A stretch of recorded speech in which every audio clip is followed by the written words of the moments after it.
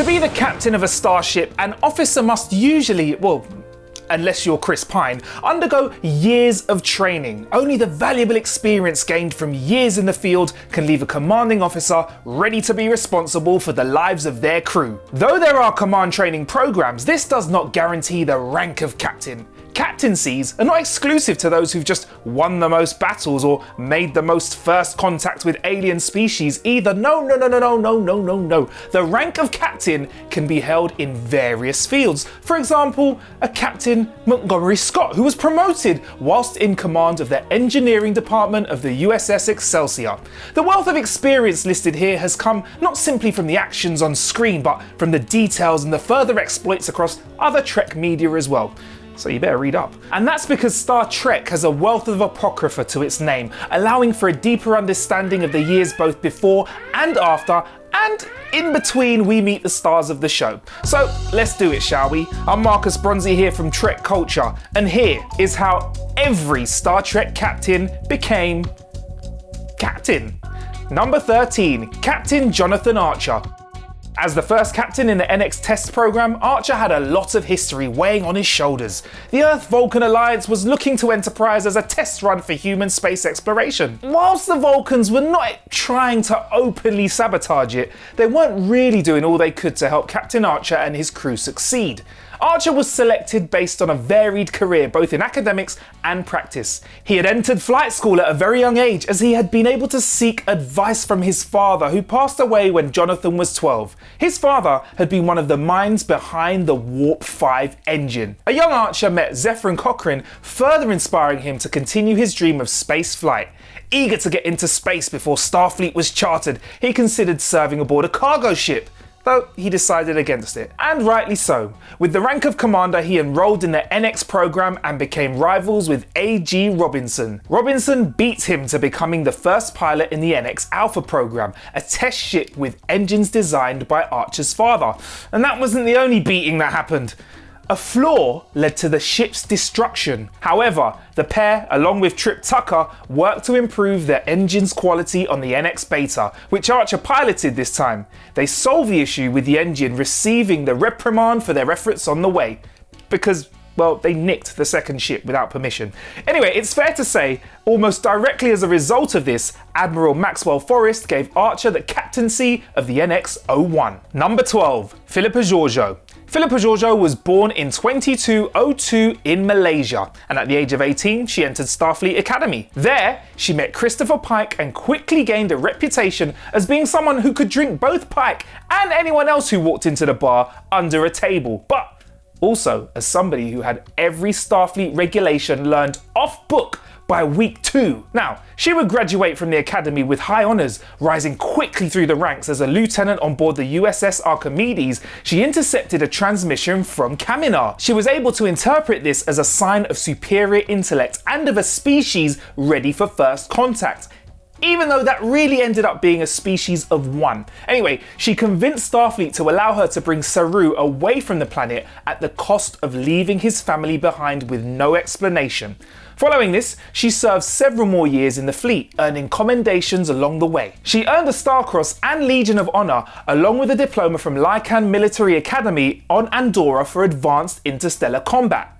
By the year 2249, she'd been given command of the USS Shenzhou, where she welcomes Michael Burnham on board. Not the best first captain, because she kind of gets you killed. Anyway, number 11, Captain Gabriel Lorca. Much of what is known about Gabriel Lorca from the Prime universe is somewhat lost to history. However, we know he was from the southern states in America, which influenced his look on life. Whilst Lieutenant Commander, he was assigned to the Federation outpost on Tarsus 4. While there, he was witness to a devastating contagion that began to lay waste to many of the inhabitants of the colony. He was also one of several crewmen who became aware of the governor of Tarsus, Kodos, and his plan to contain the issue by killing thousands of colonists. By the time Commander Georgiou arrived, Kodos, later named the Executioner, had already implemented his sick plan. One of the survivors was a young James T. Kirk. By the 2250s, Lorca was promoted to captain and took control of the USS Buran. That vessel was later destroyed, though in the fray Lorca was transported into the Mirror Universe. it's unknown if the original Lorca survived his exile. Number 10. Captain Christopher Pike. Born in Mojave 2205, Christopher Pike was raised in a family that was somewhat split on the topics of science and religion. His father was both a science teacher and taught on comparative religions. And these mixed lessons stayed with him into adulthood, and in fact I think they gave us the balanced Pike that we know and love today. Alexander Marcus would inspire the young Pike into enlisting into Starfleet, where he graduated with an almost perfect record in everything except for an F in astrophysics. Well, he's gonna need a little bit of that because he's in this up there, innit? After his pilot training, he went on to serve aboard 3 Starfleet vessels. His career aboard these vessels was so distinguished that he was recruited by Captain Robert April to serve as the first officer aboard the newly commissioned Constitution-class USS Enterprise, which in 2250 he assumes command of. Pike would go on to have a long and highly notable career on board the Enterprise, the second of several captains of ships by this famous name. Number 9. Captain James T. Kirk. James Tiberius Kirk is arguably the most famous captain in Star Trek history. His exploits aboard the Enterprise and the Enterprise 1701A became the stuff of legends. I mean, he's required reading at the Academy, and future captains, they'd find out all about his adventures in grade school. Born on March 22nd in 2233 in Iowa, Kirk would go on to enter the Academy in 2252. Aided by a mentor named Mallory, whose son would later be killed on an away mission under Kirk. At the Academy, Kirk gained a name for himself for being the only cadet ever to beat the Kobayashi Maru no-win scenario. Young Kirk was also strictly by the book when he was an ensign, once logging a mistake that dropped one of his then friends into the bottom of the promotion list. That's right, he was a super square. One of Kirk's most affecting assignments was that of a phaser officer aboard the USS Farragut. Here, he would end up blaming himself for a deadly attack by a spaceborne entity that killed both his captain and 200 of the crew. Kirk logged that it was his hesitation to fire that caused the actual accident, while the ship's executive officer, they logged that Kirk performed his duties well. Well, I think this must have weighed pretty heavy on his head, because perhaps as a result of this, Kirk's dedication to his duties grew even stronger, and he rose through the ranks quickly, resulting in, at the age of 32, taking command of the USS Enterprise from Captain Pike in 2265. Number 8. Captain James T. Kirk. Kelvin. James Tiberius Kirk had a different start to his career in the alternate Kelvin universe. Obviously, because it's an alternate universe. Don't get me started. This incarnation of the character was born in the midst of fire and blood as Nero orchestrated the attack on and destruction of the USS Kelvin. Kirk was born in the escape shuttle as George Kirk flew the ship into Narada, ensuring his son's survival. In his early 20s, Kirk had the fortune to be in the same bar as Uhura and several other Starfleet cadets when he gets into a fistfight. After having the stuffing knocked out of him, he was sat down by Christopher Pike, who dared him to do better with his life. With a sense of bravado, Kirk entered Starfleet Academy, excelling in his studies as he went. However, this version of Kirk was pulled up in front of the review committee for his reprogramming of Commander Spock's Kobayashi Maru no-win test. He may have been in hot water, but ironically, he was actually saved by Nero's attack on Vulcan. Kirk, along with the crew of the Enterprise, successfully defeated the Romulan threat, saving Pike from captivity and saving the world along the way. So if you want to fast track yourself to captaincy, all you got to do is save the world. Oh, simples. Number 7. Captain Spock. Spock is the longest serving on-screen crew member of the original USS Enterprise. He arrived on the Enterprise as an ensign, rising through the ranks to lieutenant by the time he decided to take personal leave to investigate the red bursts that appeared throughout the galaxy. He was also the executive officer for many years, serving as Kirk's second in command. He was on board ship for entirely all of Kirk's 5-year mission, and he would take command of the ship on many occasions, saving the crew more than once. Spock took leave from Starfleet and returned home to Vulcan to complete the Kolinar ritual. However, V'Ger called out to him across the cosmos and he returned to the ship once again. For a short time, Spock served on the Enterprise as science officer only, with Kirk in command and Will Decker serving as executive officer. After this maiden voyage of the refit Enterprise, it was returned to space dock once more. And at this point, Spock was promoted to captain of the ship. Number 6, Captain John Harriman. While on screen, Captain Harriman is only seen for a brief time while he commands the USS Enterprise NCC 1701B on her maiden voyage. John Jason Harriman too had a long and varied career both before and after he became captain. He was born aboard the USS Sea of Tranquility, spending much of his childhood on board starships rather than on planets. In fact, once he entered the academy, he found himself prone to episodes of agoraphobia. He dealt with this by taking as many assignments off-world as possible. He was able to control this after a number of months and began to excel at his studies. He paid particular attention to the Romulan Star Empire at this time. His interest in this topic came from stories his father had told him of a time when his grandfather had participated in the Earth-Romulan War. Harriman was fast-tracked through the academy, graduating in 3 years rather than the standard 4. Thanks to his family connections, he effectively, for want of a better set of words, bought his way into command, and by 2293 he assumes command of the Enterprise B. However, this led to serious repercussions. The maiden voyage of the Enterprise was a disaster that resulted in the supposed death of Kirk. Harriman's legacy could have remained as simply, well, him being the captain of the vessel that got Kirk killed, but he would redeem himself later in his career by helping to orchestrate the events that led to the Treaty of Algeron, ensuring peace for several decades with the Romulans. Number 5, Captain Rachel Garrett. Rachel Garrett is to date the only female captain of the Starship Enterprise, in this case being the Ambassador class NCC 1701C. She was born in Madison, Indiana in 2294. She would then go on to enter the Academy in 2311. Not long after this, she was assigned to the USS Endeavour, patrolling the Romulan neutral zone, and by 2316, she was already a lieutenant junior grade aboard the USS Argo. She became a lieutenant by 2321 and a lieutenant commander by 2324, at which time she was assigned to the USS Gandhi. During her time aboard the Gandhi, they came under attack by Cardassian forces. She was forced to take the command of the ship when the captain was killed, and in command, she was able to repel the attack. While serving aboard the USS Carthage, she was part of the diplomatic attempt at negotiations between Klingons and Cardassians over the control of planet Racnel 5.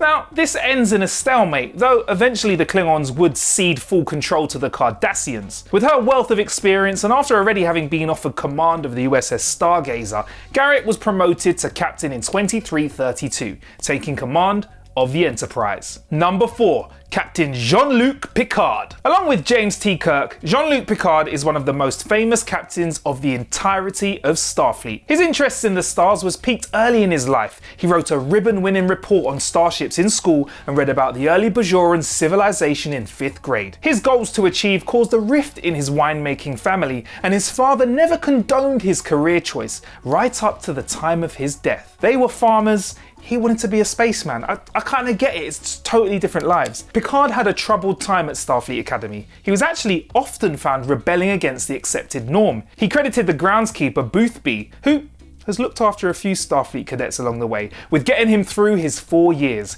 His strive to succeed remained strong whilst he excelled in athletics and archaeology. As an ensign, he learned the value of life when he was stabbed through the heart by a Nausicaan.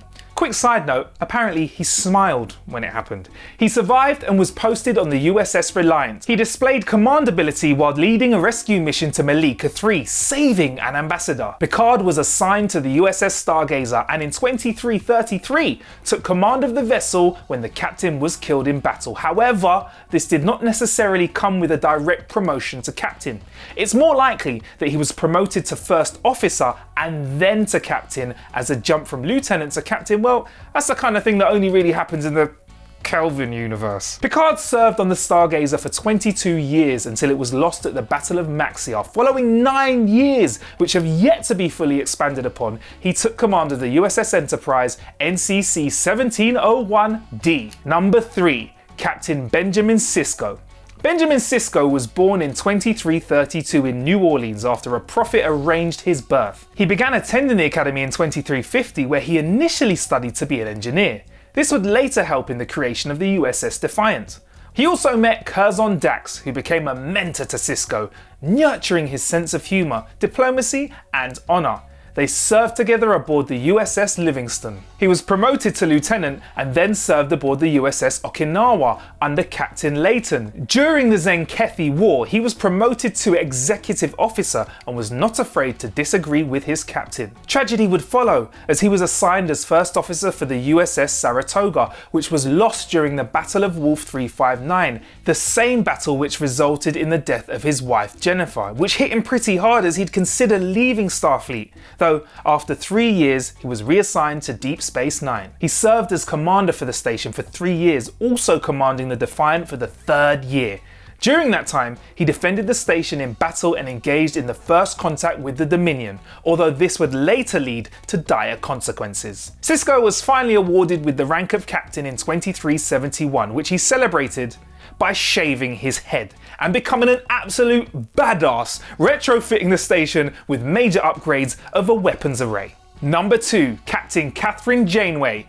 Energize. Kathryn Janeway would become one of Starfleet's most decorated officers on her return from the Delta Quadrant. I'd also like to award her with the prize for the best way of saying energize than anyone else in the whole of the Star Trek. Look, I don't care. Out of everyone in Star Trek, no one says energize like her. She was born on May the 20th, though she's not revealed what year, in Bloomington, Indiana. Her father was Vice Admiral and her mother, let's not talk about that. She grew up on farmlands, learning to be active in both sport and nature. This skill with gardening helped her when she and Chakotay were forced to attempt to make a life on a planet after becoming infected with a disease that at the time they thought was incurable.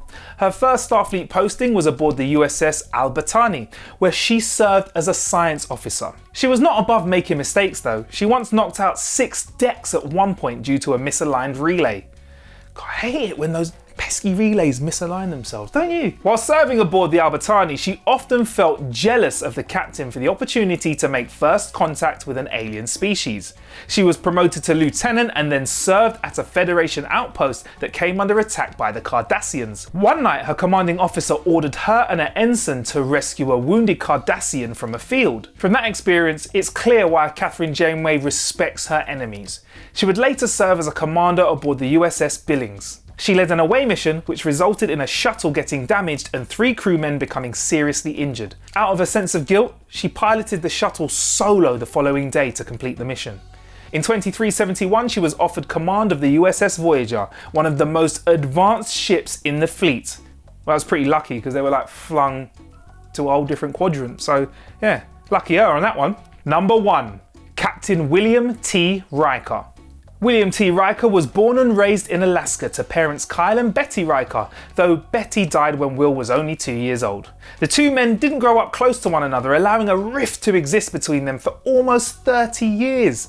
He excelled once he entered the academy, and even though he felt a bit out of place in his first year, he managed to show tactical prowess by calculating the blind spot of a Tholian vessel and hiding his ship within it.